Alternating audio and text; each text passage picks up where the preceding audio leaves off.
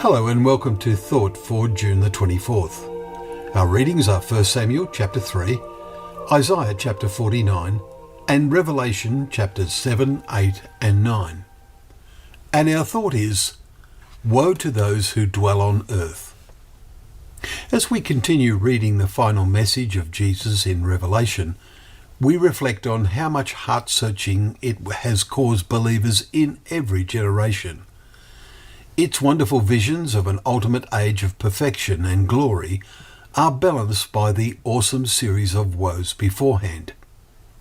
The last 1900 years bears testimony to the judgments that were predicted, but so many crises have been the natural results of man's follies and blindness towards God.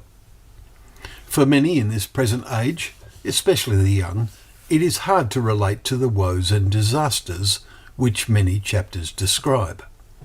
For one thing, they are portrayed in largely symbolic language.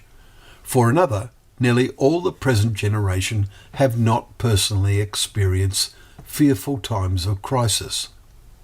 Our TV screens have been making them real, but trouble is, so much of it is fiction, it does not seem real. Added to this, computer war games have desensitized so many to the awesomeness of it all.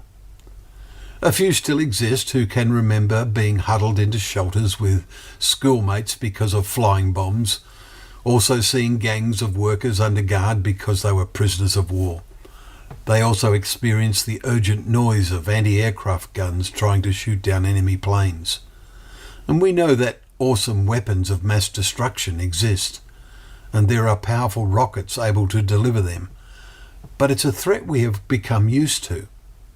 And after the collapse of communism over 20 years ago, everything seemed rather good, but it has not lasted. Today's political instability and disharmony between nations, with an impotent, disunited nations, unable to do anything other than talk, is worrying to some. But unless it affects them personally, most people ignore what is happening. We read today in Revelation, woe, woe, woe to those who dwell on the earth, chapter 8, verse 13.